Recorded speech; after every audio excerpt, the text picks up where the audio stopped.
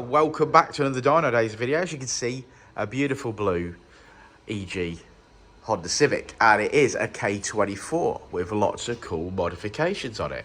It's been road tuned before, so our mandate today is to improve upon that. We're going to do a run as she is, and then obviously we'll start tuning. We'll list the spec as we go along, or certainly towards the end of the video, see what power we make. But there we go, it's looking pretty in there.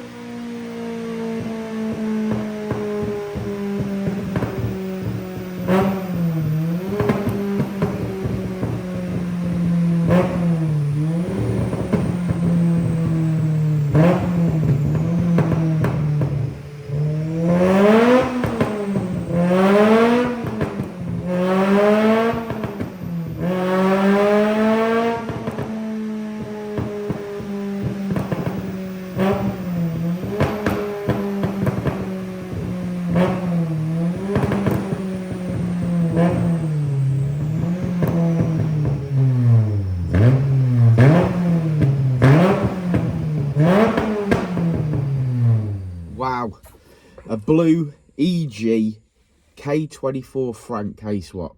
Yeah, it's got, yeah, I'd say it's a Frank swap. It is a Frank swap, but it's not, yeah, it's not like, say, for example, it's got standard K24 pistons in there. It's got the oil pump. It's got DC5 cams, he believes, in there. So it's got K20 A2 head with the cams. It's got a 3-inch exhaust. It's got a good manifold on it from what I can see. You're like obviously looking under the car. The only thing I don't quite understand, or the only thing I think where this car got a little hurt today, in my opinion, is the back box. It's very raspy, and normally means raspy is when you reduce the diameter or the diameter's quite small. The tailpipe is small. Yeah, the back box tailpipe is 2.5, but it's not a back box. It's literally just a mid box. So I think what it is you've got a 2.5-inch tail, which you would normally weld to, or sleeve, for example, sticking out the back, which is what it is. And I think that's the same on the other side. And I think the 3-inch pipe has just been put over that and welded.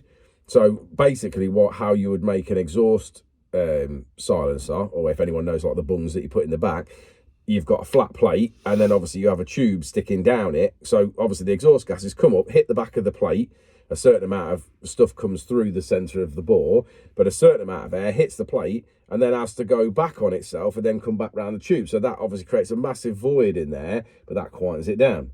So that's probably what's happened here. They've used that system to quieten it down, or put that back box in there. What they're obviously doing is making a massive restriction where the 3-inch pipe hits it, And the air's got nowhere to go, and then it's got to go back on itself. So you're making this even massive with void that, in there. it's still quite loud, isn't it? It is. But they all are. K-Swap, if you put a 3-inch on it, they are loud. I think it's making that massive void in there, and I think that's where it's hurting us top end power. It sort of makes peak power at peak revs, which is good. Yeah. But I think we're tailing off at the top end, in my opinion, and I think that's where it's hurting us. And it sounds very raspy, like a small diameter exhaust. You tune into the noise that they make when the exhaust is too small, and it's making a restriction noise, like an air rushing noise, and it definitely gives you that. So I think that would 100% be worth swapping out for a 3-inch back box, like an actual proper back box, basically, where it's 3-inch in, 3-inch out, instead of being 2.5-inch in and out with a 3.5-inch pipe welded over the top of it. If they'd almost cut that flat, it possibly might have been better. But I'm assuming inside that pipe, if you cut it, it'd still be a 2.5-inch tail. Well, you tuned with what you presented, my friend. Yeah, well, that's exactly it. That's all you can do, ain't it? Yeah. I mean, we made improvements. Apparently, this car was tuned on the road. Yeah. Which I have no problem with that. That's fine. People want to do that. That's great. They can do that. We've tuned on the dyno, so we've seen what's made power and what hasn't made power. And then obviously gone through the cam angles, done everything. We made a little bit of power. I don't think I wouldn't say a whopping amount of power, not by any means. No. But we definitely made power across the graph. Fine-tuned. Yeah, fine-tuned. And I would like to see it back with a different back box on it, because I think that'll get us some power. Release the last bit of power out of it. Okay. Should we look at the graph? Let's have a look at that graph. Let's look at the graph.